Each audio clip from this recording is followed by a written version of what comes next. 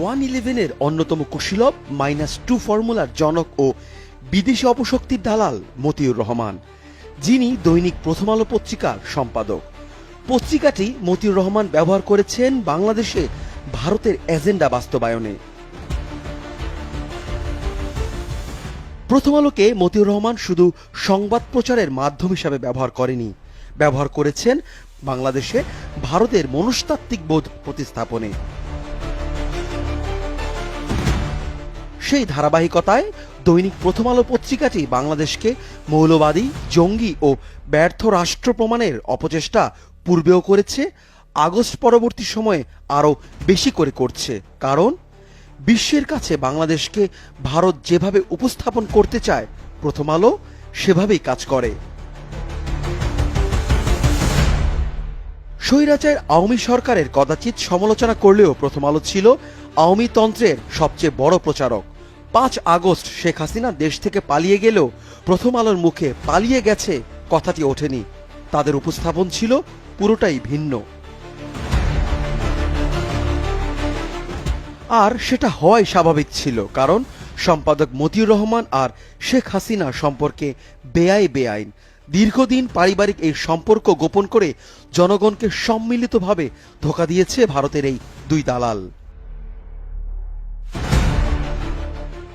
শেখ হাসিনার আপন ফুফাতো বোনের নাম হাবিবা রহমান, তার মেয়ে সাইকা জামান আনিকা হচ্ছে মতিউর রহমানের ছেলে মাহমুদুর রহমান শাসার প্রথম স্ত্রী। এই সম্পর্কের জের ধরেই ভারত আর প্রথম আলোকে এক করেছেন স্বৈরাচার শেখ হাসিনা। চলুন একটি ছন্দ মিলাই। যেসব দেশ ইসরায়েলের পাশে থাকার প্রতিশ্রুতি দিয়েছে তাদের মধ্যে অন্যতম হচ্ছে ভারত, আর ভারতের প্রধানমন্ত্রী মোদির একনিষ্ঠ ভক্ত শেখ হাসিনা। সেই ভক্তির প্রমাণ দিতেই বাংলাদেশের পাসপোর্ট থেকে এক্সেপ্ট ইসরায়েল উঠিয়ে নিয়ে নিজের নীতিগত অবস্থান পরিষ্কার করেছেন শেখ হাসিনা। যে রাষ্ট্র মুসলমানদের খুনিদের বন্ধু, তার সমর্থক প্রথম আলো পত্রিকা বা সম্পাদক মতিউর রহমান কখনোই ধর্মভীরু বাঙালির পক্ষে কথা বলবে না। প্রথম আলোর কাজে এটি অবশ্যই 100% দেশবিরোধী। প্রথম আলো দায়িত্ব থাকলে মানে জঙ্গি বানায় দেয় আর কি, যে এরা জঙ্গি করে। তারা ধর্মীয় শিক্ষা ও মুসলিম জনগোষ্ঠীকে মন্দভাবে চিত্রায়িত করতে প্রতিষ্ঠা লগ্ন থেকে সক্রিয় ভূমিকা পালন করে যাচ্ছে। জঙ্গি, রাজাকারের ট্যাগ লাগিয়ে কলঙ্কিত করেছে দ্বীনি শিক্ষা বিস্তারের সতিকাকার মাদ্রাসা শিক্ষা ব্যবস্থাকে। বিদেশি এনজিওগুলোর ইসলাম ও দেশ বিরোধী এজেন্ডা বাস্তবায়নে প্রথম আলো কাজ করেছে প্রতিনিয়ত, আর এসব কিছু হয়েছে প্রথম আলোর প্রভু ভারতের ইশারায়। 86টা মন্দির ভাঙার কথা বলছে, সর্ববই মিথ্যা। ঘরে তালা বন্ধ করে দিয়া বলে বেরিয়ে আসেন জঙ্গিদেরকে, আসলে মূলত ওনারা নিজেরাই তালা মাইরা রাখতেন। আমরা বলবো যে প্রথম আলো অতিরঞ্জিত করে মুসলমানদের বিপক্ষে চলে গেছে। প্রথম আলো যে ভারতের বাংলাদেশি এজেন্ট তার একটি সাম্প্রতিক আলামত দেখায়। চট্টগ্রামে আইন শৃঙ্খলা রক্ষাকারী বাহিনীর সঙ্গে চিন্ময় অনুসারীদের সংঘর্ষ, আইনজীবীকে হত্যা। এই শিরোনাম দেখে কি বোঝার উপায় আছে ইসকন অনুসারীদের হাতে আইনজীবী সাইফুল ইসলাম খুন হয়েছেন? না, নেই।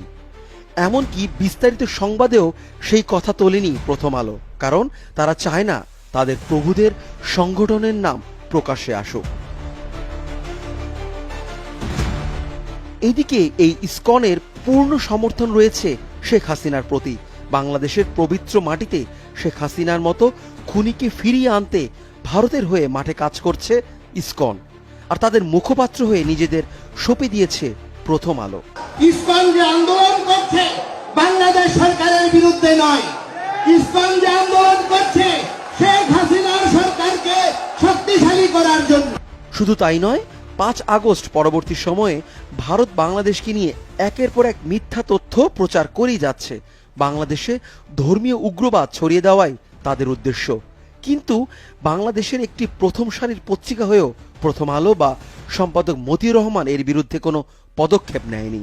প্রথম আলো প্রথম থেকে কাজটাই করছে, একটা বিশেষ গোষ্ঠীর সুবিধার জন্য আমাদের ধর্মের বিরুদ্ধে লেখছে। এদিকে এই সকল কারণেই দৈনিক প্রথম আলো পত্রিকাকে নিষিদ্ধ করার জন্য অন্তর্বর্তী সরকার প্রধানের কাছে দেশের সাধারণ শিক্ষার্থী, আলেম ওলামা ও সুশীল সমাজের পক্ষ থেকে দাবি উঠেছে। দাবি অনাদায়ে ইসলাম ও দেশ রক্ষায় তারা প্রথম আলোর বিরুদ্ধে আন্দোলন করতে বাধ্য হবে।